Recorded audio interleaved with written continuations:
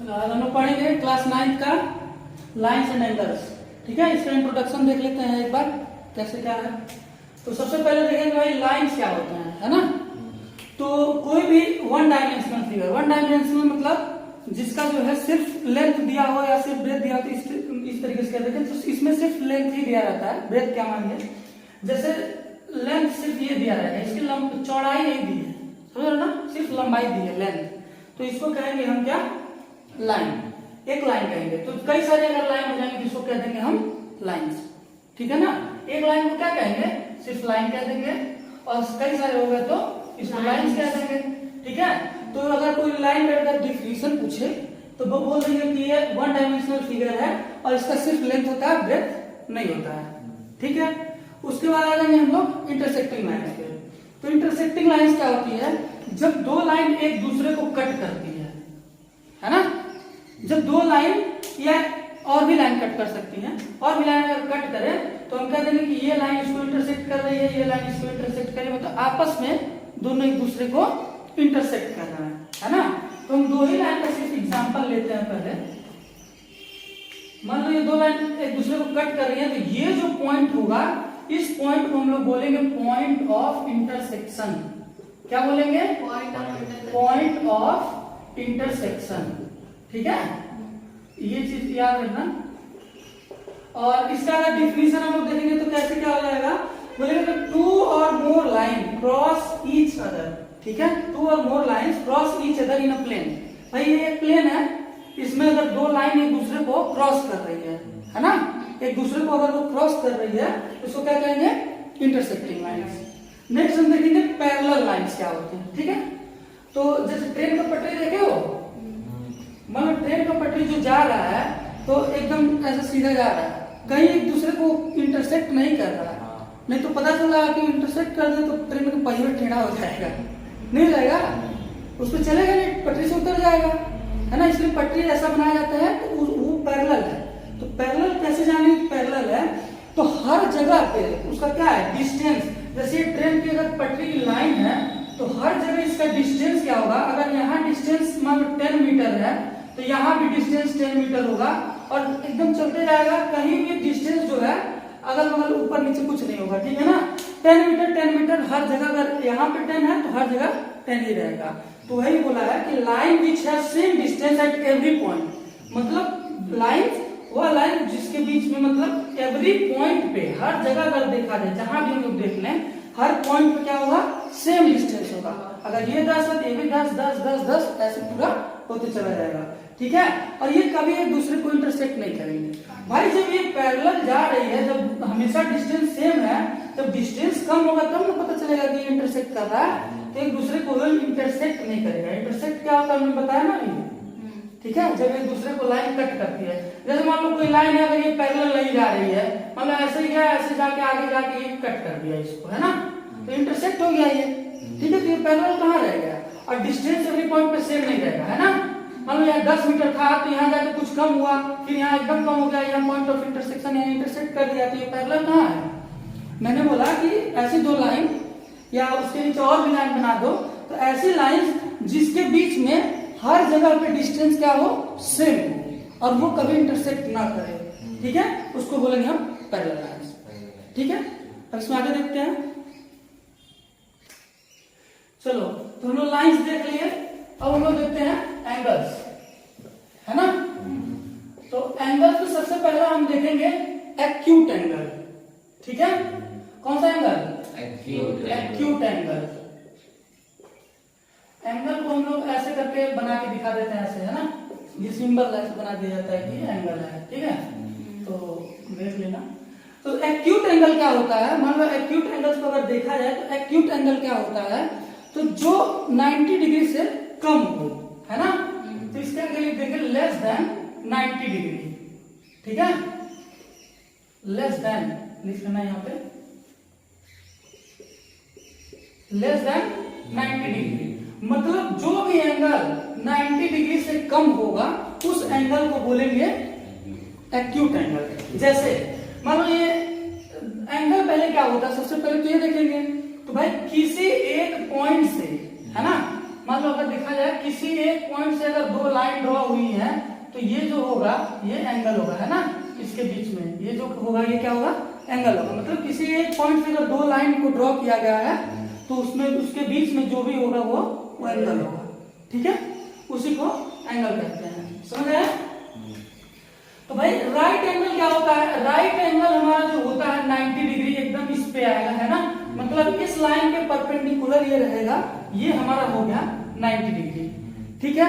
अब acute angle बोलो less than 90 degree, तो एक्यूट एंगल मतलब हमें ऐसे बना के दे दिया तो भाई ये एक्यूट एंगल है ना, ऐसे बना के दे दिया और पता चला ये बोल दिया 85 है, तो बताओ है कि नहीं एक्यूट एंगल?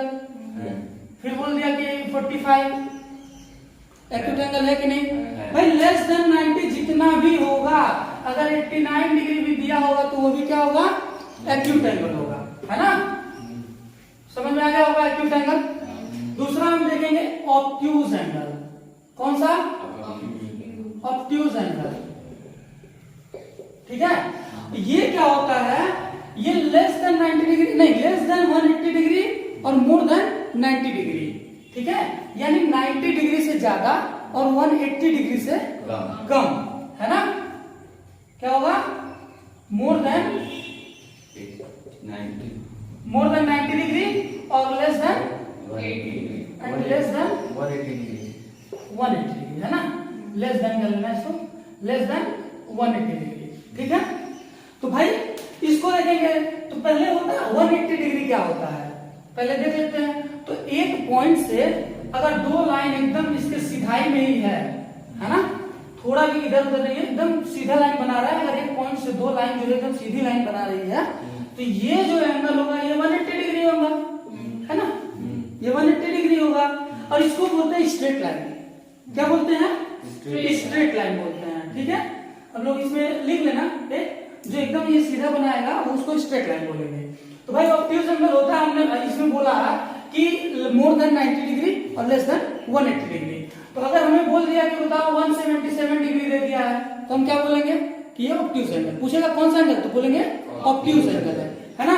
अगर मान लो बोल दिया कि 95 डिग्री तो क्या होगा भाई, 90 से बड़ा है, 180 से छोटा है, कि ये भी ऑब्ट्यूज एंगल है। 150 ऑब्ट्यूज एंगल है ना। तो ये सारे समझ गए ना, मतलब 90 डिग्री से बड़ा होगा और 180 डिग्री से छोटा होगा, उसको क्या कहेंगे? ऑब्ट्यूज एंगल कहेंगे। अच्छा, स्ट्रेट लाइन किसको कहेंगे? स्ट्रेट लाइन है, स्ट्रेट मान लो एंगल, या इसको छोड़ो, स्ट्रेट लाइन है ना, तो उसका स्ट्रेट लाइन का हमेशा जो है एंगल कितना होगा तो 180 डिग्री, ठीक, ये चीज हमेशा याद रखना। समझ में आया? तो स्ट्रेट लाइन भी देख लेते हैं।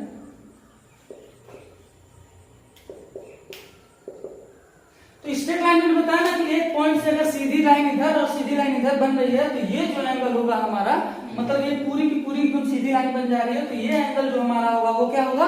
180 डिग्री होगा, ठीक है। अब हम देखेंगे रिफ्लेक्स एंगल। समझ में आया? इतना है ना। रिफ्लेक्स एंगल से ज्यादा क्वेश्चन आता है, इसलिए जो है रिफ्लेक्स एंगल जो है देख लेना अच्छे से, ठीक है, ये इंपॉर्टेंट भी है, ठीक। तो रिफ्लेक्स एंगल क्या होता है? ग्रेटर देन 180 डिग्री, यानी मोर देन 180 डिग्री। अपनी भाषा में लिख लेते हैं कि ये मोर देन 180 डिग्री होगा, है ना, and less than 360। Highest angle कितना होता है भाई? होता है 360 डिग्री। ये पूरा गोल घूम गया तो पूरा 360 डिग्री हो गया, ठीक है। तो लेस देन किससे? 360 डिग्री से। समझ में बोल रहा है कि 180 डिग्री से ज्यादा और 360 डिग्री से अगर जो कम होगा उस एंगल को क्या बोलेंगे हम? रिफ्लेक्स एंगल बोलेंगे, ठीक है। तो रिफ्लेक्स एंगल को अगर हम देखा जाए तो मान लो ये 180 डिग्री हो गया, इसके इधर जाएगा, जैसे अगर यहाँ पे देखा जाए तो ये तो स्ट्रेट लाइन बना दिया, है ना, अगर एक पॉइंट से ये दो लाइन गई तो ये स्ट्रेट लाइन बना दिया, यानी 180 डिग्री बना दिया। और भैया इसके ऊपर अगर जाएंगे, इसके ऊपर, और ये मान लो यहाँ से 90 डिग्री वाला है ना, ये 90 डिग्री है, तो इसके इधर ये सारा क्या होगा? सारा का सारा ये क्या होगा? ये होगा हमारा ऑब्ट्यूज एंगल। अरे है ना, ऑब्ट्यूज एंगल होगा ना। और उसके बाद यहां से यहां तक का ये कौन सा एंगल होगा? एक्यूट एंगल होगा। समझ में आया? एक्यूट एंगल क्यों? ये एक्यूट एंगल भाई 90 डिग्री से कम जितने भी एंगल हैं, 0 डिग्री से 90 डिग्री तक जितने भी एंगल हैं वो कौन से होंगे? Acute angle. और 90 डिग्री से ज्यादा और 180 डिग्री से कम वो कौन सा होगा? Obtuse angle. अब ये बोल रहा है कि मोर देन 90 डिग्री, अब मोर देन 90 डिग्री भाई कहाँ आएगा? इसके नीचे सारा ये होगा, तो क्या कौन सा होगा ये? तो इसको देखते कैसे हैं? बहुत लोग कंफ्यूज रहते हैं। मान लो ऐसे बना दिया, अब तुम्हें बोलेगा भाई ये एक्सटीरियर जो होगा ना, ये एक्सटीरियर एंगल जो बन रहा है ये तुम्हारा होगा कौन सा? Reflex angle. अंदर वाला तो एक्यूट होगा ना, अंदर वाला तो एक्यूट होगा, जो बाहर का होगा ना, जैसे मान लो 270 डिग्री है ना, इसको बोलते 270 डिग्री, तो ये हमारा कौन सा होगा? रिफ्लेक्स एंगल होगा। ठीक है, समझ में आ गया? अच्छा, अगर मान लो ऐसे पूछ दिया कि भाई ये x है और ये बताओ कि ये कितना होगा, जैसे इसका कुछ भी दे दिया, जैसे कोई डिग्री दे दिया कि भाई ये 30 डिग्री दिया है ना, बोल दिया 30 डिग्री दिया है और बताओ रिफ्लेक्स एंगल कितना होगा? बोल देगा कि ये 30 डिग्री दिया है, इसका रिफ्लेक्स एंगल कितना होगा? तो कैसे क्या करेंगे? हमको पता है भाई पूरा 360 डिग्री होता है, पूरा 360 डिग्री होता है। अब 360 डिग्री में से क्या करेंगे? हम इसको 30 डिग्री को माइनस कर देंगे, है ना, तो 330 डिग्री आ गया हमारा रिफ्लेक्स एंगल। ठीक है, अगर बोलेगा रिफ्लेक्स एंगल निकालने के लिए तो ऐसे निकाल देंगे हम। समझ में आ रहा है? कोई डाउट? नहीं। अच्छा, राइट एंगल तो हमने देखा ही नहीं, बताया तो राइट एंगल क्या होता है, लेकिन राइट एंगल हमने देखा ही नहीं, है ना। तो इसको जो है नंबरिंग चेंज कर लेते हैं, दूसरे नंबर पे कर लेंगे इसको, राइट एंगल को। ये तीसरा हो जाएगा, चौथा हो जाएगा, पांचवा हो जाएगा, और दूसरे नंबर वाला हम भूल गए थे, तो ये कर लेते हैं राइट एंगल। ठीक है, तो राइट एंगल क्या होता है? 90 डिग्री वाला जो एंगल होता है इसी को बोलते हैं राइट एंगल। समझ में आया? एक पॉइंट से दो लाइन बनी, एक इधर सीधी गई, एक इधर सीधी गई। ठीक है, सीधी तो भाई इधर भी जाएगी, लेकिन जो एक दूसरे के परपेंडिकुलर होगा, मतलब एक दूसरे पे एकदम सीधा सीधा खड़ा होगा, ये भी एकदम स्ट्रेट, ये भी एकदम ऐसे स्ट्रेट। ठीक है, तो ये 90 डिग्री होगा। ठीक, 90 डिग्री वाले को क्या बोलेंगे? Right angle. ठीक, कितना समझ में आया?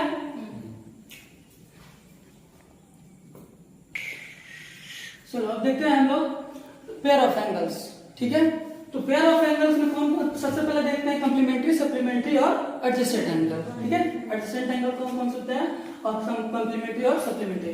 तो कंप्लीमेंट्री एंगल सबसे पहले देखते हैं। तो कंप्लीमेंट्री एंगल्स होता है सम ऑफ टू एंगल्स, दो एंगल का सम 90 डिग्री हो, उसको कहेंगे हम कंप्लीमेंट्री एंगल्स। जैसे कि एग्जांपल में अगर देख लिया जाए, ये लाइन मान लो यहाँ से 2 पॉइंट से ये 2 लाइन है, तो ये 90 डिग्री पूरा है ना।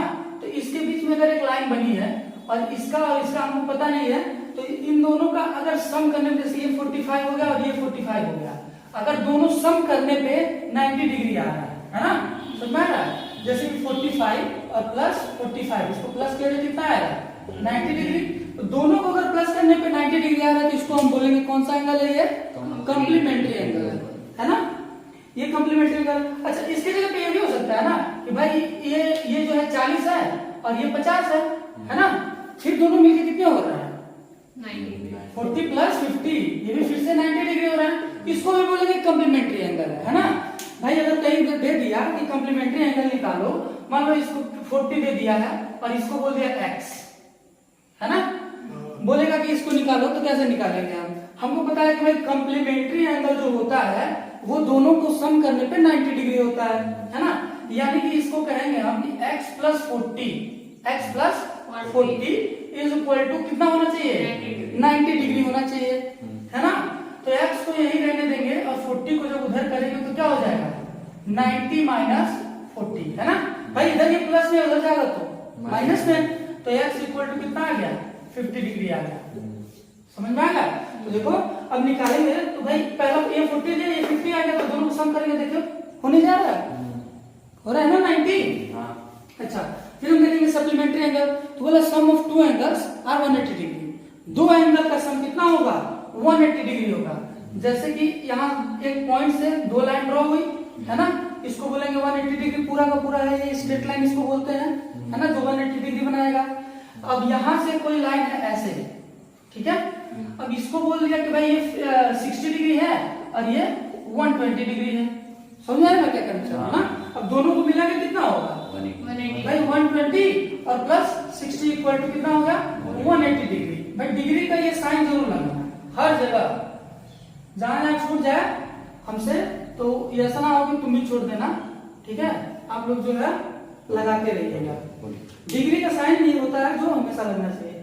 तो दोनों को प्लस करने में कितना होना चाहिए? 180 डिग्री होना चाहिए। अब ये जरूरी नहीं है कि ये 60 हो और ये 50 हो या 120 हो। भाई अगर ये कितना है, ये मान लो 90 भी हो सकता है, दोनों कितना हो सकता है? 90 दो राइट एंगल भी एक स्ट्रेट लाइन बनाएगा, है ना भाई। यहां से राइट एंगल है ये, है ना, ये 90 डिग्री और ये 90 डिग्री। अब ये तो सप्लीमेंट्री कप्लीमेंट्री कौन सा है ये सप्लीमेंट्री। भाई दोनों को प्लस करेंगे तो 90 प्लस 90 कितना होगा? 80 होगा ना 180 डिग्री। तो इसको कौन सा एंगल बोलेंगे? सप्लीमेंट्री एंगल, ठीक है।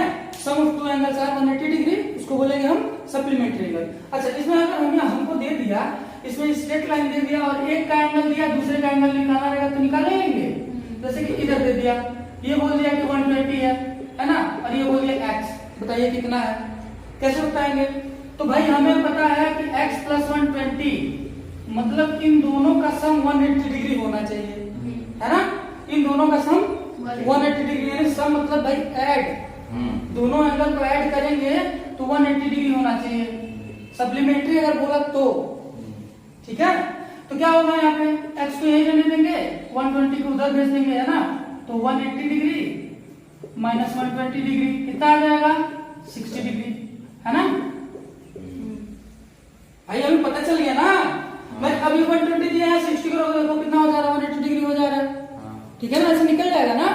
ऐसे कोई भी एंगल दे दे भाई, ये अगर एक दिया है दूसरा निकालना है तो हमें पता है कि अगर सप्लीमेंट्री पूछा है तो उसमें 180 डिग्री में से माइनस कर देंगे इस एंगल को, और अगर कम्प्लीमेंट्री पूछा है तो 90 में से माइनस कर देंगे। समझ में आया? उसके बाद एडजेसेंट एंगल क्या होता है? तो नाइबर एंगल जो होता है, नाइबर लाइन जो होगा ना, जैसे बगल में उसकी जस्ट जो लाइन बनाएगा, तो नाइबर वाला जो बगल वाला एंगल होगा ना, उसी को क्या बोलेंगे? एडजेसेंट एंगल, है ना। तो नाइबर एंगल को बोलेंगे हम एडजेसेंट एंगल। इसको मिटाते हैं, यहीं पे बना देते हैं, ठीक। चलिए इसको रहने देते हैं, इधर आगे बना देते हैं। और जैसे एक लाइन है, एक यहां से दो लाइन, तो अगर दो लाइन को अगर बीच से कोई लाइन डिवाइड कर रही है तो जो एकदम बगल वाला एंगल है ना, इनको ही बोलेंगे क्या? Adjacent angle. समझ में आया? जैसे ये एंगल 1 मान लिया जाए, ये एंगल 2 मान लिया जाए, तो हम बोल देंगे कि भाई एंगल 1 एंगल 2 के एडजेसेंट है। अच्छा, यहीं से अगर एक और लाइन ऐसे ड्रॉ कर दी है, इसको बोल दिया गया एंगल 3, है ना। तो अब इसके एडजेसेंट में कौन आ जाएगा? एंगल 1 का एडजेसेंट कौन है? एंगल 3 है भाई, एकदम बगल में, है ना। मतलब कहने का मतलब ये है कि दो लाइन के बीच में जो एक लाइन बन रही है, उन दोनों के अगल बगल जो एंगल होगा वो दोनों एक दूसरे के एडजेसेंट एंगल होंगे, ठीक है। कहने का मतलब ये है कि ये दो लाइन है और इस लाइन के बीच में जो भी लाइन यहाँ से गुजरेगी, इन दोनों के जस्ट अगल बगल वाला एंगल क्या होगा? एडजेसेंट एंगल होगा। अब इसमें हम देखते हैं कि इसमें भाई ये इसका एडजेसेंट होगा, है ना, दोनों ये अगल बगल है, और इसका एडजेसेंट ये भी होगा। लेकिन एंगल 1 और एंगल 2 एक दूसरे के एडजेसेंट नहीं है, ठीक है। जस्ट बगल वाला एंगल, समझा गया? पड़ोसी, उसका जो पड़ोसी है ना, उसी को बोलेंगे। समझा गया ये, ठीक। तो पेयर ऑफ एंगल्स हमने देख लिया, और अभी इसके दो और देखते हैं, लीनियर पेयर एंगल्स और वर्टिकली अपोजिट एंगल क्या क्या होते हैं, कौन कौन से होते हैं, वो देख लेते हैं। तो भाई लीनियर पेयर कहने का मतलब, लीनियर मतलब होता है कि स्ट्रेट लाइन, है ना। तो लीनियर पेयर एंगल मतलब कि भाई सबको सम करने पे, जितना भी एंगल दिया हो एक लाइन पे, उन सबको सम करने पे कितना हो? 180 डिग्री हो, ठीक है। जैसे कि अगर यहाँ से लाइन बना दिया जाए और यहाँ से एक लाइन बना दिया जाए, बोलिए ये x है, y है और ये z है, तो इसका मतलब ये है कि x plus Y plus Z हमारा क्या होना चाहिए? 180 डिग्री। समझ में? ये होता है लीनियर पेयर ऑफ एंगल। अच्छा, अब इसमें से हमें एक दिया है, दूसरा नहीं दिया है, तीसरा दिया है ना। तो हम निकालेंगे, मतलब अगर हमें x दिया है, y दिया है तो z निकाल लेंगे, z और y दिया है तो x निकाल लेंगे, है ना। तो इसी तरीके से मतलब अगर कोई भी एंगल इसमें से नहीं दिया है और दो दिया है तो हम निकाल लेंगे। इसमें से माइनस करेंगे तो बोलिए लीनियर पेयर की बात की तो 180 डिग्री में से हम माइनस कर देंगे। ये होता है लीनियर पेयर एंगल, ठीक है। उसके बाद वर्टिकली अपोजिट एंगल क्या होता है? तो अब एक दूसरे को अगर ये लाइन इंटरसेक्ट कर रही है, हमने बताया ना कि एक दूसरे को अगर एक लाइन इंटरसेक्ट कर रही है तो ये जो एंगल होगा जस्ट अपोजिट एंगल, है ना। इसको अगर एंगल 1 मान लिया जाए, एंगल 2 मान लिया जाए, एंगल 3 और एंगल 4, तो भाई वर्टिकली अपोजिट एंगल क्या होते हैं, इक्वल होते हैं, है ना। तो हम इसमें कह देंगे कि angle 1 is equal to angle 2 और angle 3 is equal to angle 4। समझ में आ रहा है? अगर दो लाइन एक दूसरे को इंटरसेक्ट कर रहे हैं तो जस्ट अपोजिट वाला एंगल क्या कहलाएगा, वर्टिकली अपोजिट एंगल कहलाएगा, है ना। वो कौन सा, ये जस्ट अपोजिट, ये भी जस्ट इसके अपोजिट, है ना। अपोजिट मतलब जस्ट इसके सामने वाला, ठीक है ना। जस्ट इसके opposite angle 1 is equal to angle 2, just इसके opposite angle 3 is equal to angle 4। ये दोनों क्या है, वर्टिकली अपोजिट एंगल है, ठीक है। पेयर ऑफ एंगल्स में अब हम देखेंगे कि करस्पॉन्डिंग एंगल, अल्टरनेट एंगल और कोइंटीरियर एंगल्स। तो हम देखेंगे कि अगर दो लाइन को अगर एक लाइन इंटरसेक्ट करें तो ये सारे एंगल उसी संभावना में ही बनेंगे। अगर दो लाइंस है और एक लाइन अगर उसको इंटरसेक्ट करिए तो ये सारे एंगल जो है बनेंगे। तो इसमें देखेंगे कि M और N दो लाइंस है, उसको एक लाइन कट कर रही है। अगर ये दोनों लाइन पैरेलल है और वो लाइन कट करे तो उस लाइन को हम बोलेंगे कि ये ट्रांसवर्सल लाइन है। तो यहाँ पे हमने बताया कि M और N दोनों पैरेलल लाइंस है और उसको एक लाइन कट कर रही है। तो जो पैरेलल लाइंस को लाइन कट करती है उसी लाइन को बोलते हैं हम ट्रांसवर्सल लाइन। अब इसमें हम सबसे पहले देखेंगे करस्पॉन्डिंग एंगल्स कौन कौन से होते हैं, ठीक है। तो करस्पॉन्डिंग एंगल जस्ट जैसे इसके ऊपर एंगल और इसके ऊपर एंगल अगर हम पहले देखें तो ये जो 5 है इस साइड में और इसी साइड में ये 1, ठीक है। ये भी इसके ऊपर, ये भी इसके ऊपर और इसी साइड में है, इन दोनों को हम बोलेंगे करस्पॉन्डिंग एंगल। और अगर ये दोनों पैरेलल हैं और एक ट्रांसवर्सल कट कर रही है तो ये दोनों एंगल क्या होंगे, इक्वल होंगे। अगर ये दोनों लाइन पैरेलल नहीं होती तो ये दोनों एंगल करस्पॉन्डिंग एंगल्स इक्वल नहीं होते। करस्पॉन्डिंग तो कहलाते हैं कि ये करस्पॉन्डिंग एंगल है लेकिन इक्वल नहीं होते, ठीक है। तो angle 1 is equal to angle 5 हो गया। दूसरा करस्पॉन्डिंग हमारा कौन सा हो जाएगा, तो भाई इधर का अगर देखें तो जस्ट लाइन के ऊपर 2 और जस्ट लाइन के ऊपर 6, है ना। तो angle 2 is equal to angle 6 हमारा ये करस्पॉन्डिंग एंगल हो जाएगा। अच्छा, उसके बाद नेक्स्ट अगर हम देखें तो ये लाइन के नीचे 3 और इस लाइन के नीचे 7, दोनों एक ही साइड है ना, इस ट्रांसवर्सल लाइन के इस साइड में है ना, यानी लेफ्ट साइड में है। तो 3 और 7 एक दूसरे के करस्पॉन्डिंग हो जाएंगे, है ना। एंगल 3 और एंगल 7 एक दूसरे के करस्पॉन्डिंग एंगल होंगे।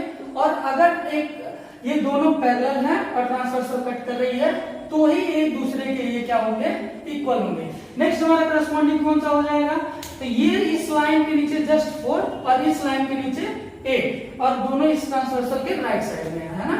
तो angle 4 is equal to angle 8, angle 4 is equal to angle 8, ये हमारे हो गए करस्पॉन्डिंग एंगल। नेक्स्ट हम देखेंगे कि अल्टरनेट एंगल कौन कौन से होते हैं। इसका भी एक कंडीशन है भाई, अगर दो लाइन है उसको ट्रांसवर्सल कट कर रही है तो उसी कंडीशन में अल्टरनेट एंगल बनेंगे, लेकिन एंगल्स उसी कंडीशन में इक्वल होंगे जब वो लाइन दोनों पैरेलल होंगी तभी। तो अल्टरनेट एंगल कौन कौन से होते हैं वो हम देख लेते हैं। तो अल्टरनेट एंगल देखने के लिए, अल्टरनेट मतलब बोलना कि एक चेंज करके होता है ना, अल्टरनेट मतलब होता है एक के बाद एक। तो भाई अगर सबसे पहले हम इंटीरियर की बात किया जाए तो इंटीरियर इसमें दो टाइप के एक तरह से होते हैं। सबसे पहले एक होता है इंटीरियर एंगल्स, ठीक है, और दूसरा होता है हमारा एक्सटीरियर एंगल्स, ठीक है। इंटीरियर एंगल्स और एक्सटीरियर एंगल। सबसे पहले हम देखेंगे कि इंटीरियर अल्टरनेट इंटीरियर एंगल्स कौन कौन से होते हैं। तो सबसे पहले इंटीरियर, तो अंदर मतलब दोनों लाइन के अंदर, इन दोनों लाइन के अंदर, ठीक है, इन दोनों लाइन के अंदर जो भी एंगल बनेंगे अल्टरनेट वाले वो कौन से होंगे, इंटीरियर, ठीक है। मतलब अल्टरनेट इंटीरियर एंगल और जो एक्सटीरियर बनेंगे वो अल्टरनेट एक्सटीरियर एंगल हो जाएंगे। तो इंटीरियर में सबसे पहले हम देखते हैं 3 को। तो 3 के अल्टरनेट यानी कि इस लाइन के जस्ट अपोजिट जो यहाँ पे इस लाइन पे जो बनाया गया एंगल, यानी angle 3 is equal to angle 6, angle 3 is equal to angle 6, ये हमारा हो गया अल्टरनेट एंगल। यानी कि ये एंगल और इसी के जस्ट अपोजिट ये एंगल, ठीक है ना, ये कौन से होंगे, अल्टरनेट एंगल होंगे। दूसरा कौन सा हो जाएगा हमारा एंगल 4 और एंगल 5, ये हो जाएगा हमारा अल्टरनेट एंगल, ठीक है। Angle 4 is equal to angle 5, ये हमारा कौन सा हो जाएगा, अल्टरनेट एंगल हो जाएगा। नेक्स्ट हम देखेंगे एक्सटीरियर वाला। एक्सटीरियर वाला कैसे देखेंगे, तो भाई ये एक्सटीरियर लाइन के ऊपर और ये लाइन के नीचे, है ना। अभी तो ये दोनों एक दूसरे लाइन, दोनों लाइन के बीच में था, अब ये दोनों लाइन के बाहर रखेंगे, ठीक है। तो ये एंगल 1 और ये एंगल 8 एक दूसरे के इक्वल होंगे। जब ये दोनों पैरेलल होंगे, ट्रांसवर्सल कट करेगा, तभी उसी कंडीशन में ही अल्टरनेट एंगल इक्वल होंगे, नहीं तो अल्टरनेट एंगल कहलाएंगे, इक्वल नहीं होंगे। मैं बार बार एक ही बात कह रहा हूं, इस चीज को हमेशा याद रखिएगा। तो angle 1 is equal to angle 8 एक दूसरे के कौन से एंगल है, अल्टरनेट एंगल्स हैं, ठीक है, एंगल 1 और एंगल 8, ये भी लाइन के ऊपर और ये लाइन के इसके नीचे, है ना भाई, जस्ट अपोजिट साइड में है इस ट्रांसवर्सल लाइन के। उसके बाद एंगल 2 और एंगल 7 एक दूसरे के इक्वल हो जाएंगे, angle 2 is equal to angle 7, ये एक दूसरे के करस्पॉन्डिंग हो जाएंगे, अल्टरनेट एंगल्स हो जाएंगे, ठीक है। नेक्स्ट हम देखते हैं को इंटीरियर एंगल्स कौन कौन से होते हैं। तो इसमें भी सेम कंडीशन लागू होता है कि को इंटीरियर तो कहला जाएंगे। अब ये जैसे दो लाइन है और दो लाइन के जस्ट ये एक ही साइड में जो बने, है ना, इसको बोलेंगे हम को इंटीरियर एंगल्स, ठीक है। लेकिन दोनों का सम, जो को इंटीरियर एंगल्स का सम होगा वो 180 डिग्री होगा। तो angle 3 plus angle 5 is equal to 180 degree होगा। नेक्स्ट को इंटीरियर एंगल कौन सा है, 4 और 6, ठीक है। 4 और 6 जो होगा वो कौन, देखो इस लाइन के दोनों अंदर ही है ना, इंटीरियर साइड में ही है और दोनों एक ही साइड में है, ठीक। तो angle 4 plus angle 6 is equal to 180 degree. अब इसमें में क्वेश्चन आ सकता है कि भाई एंगल 3 की वैल्यू दे दिया गया, मान लो इसको दे दिया 50 डिग्री दे दिया, तो इसको रख के हम निकाल लेंगे कि एंगल 5 क्या होगा। अगर इसमें दे दिया एंगल 4 की वैल्यू दे दिया और बोल दिया कि ये दोनों जो है को इंटीरियर एंगल्स हैं, तो बताइए एंगल 6 कितना होगा, तो हम निकाल लेंगे। आगे हम इसको फिर क्वेश्चन देखेंगे, ठीक है। अभी ये सारा इंट्रोडक्शन हुआ खत्म, ठीक है। तो थोड़ा सा फोकस बनाए रखिए, तभी पढ़ाई अच्छे से हो पाएगी, ठीक है। और एक्सक्यूज देना बंद करिए, क्योंकि एक्सक्यूज जब भी हम देंगे कुछ नहीं कर पाएंगे लाइफ में, कि भाई ये मिल जाता तो ये कर लेते, ये नहीं था इसलिए ये नहीं कर पाए। तो एक्सक्यूज देना बंद करिए, ठीक है। Don't give excuse to yourself, ठीक। तो आगे अच्छे से पढ़ाई करिए, एक्सक्यूज मत दीजिए।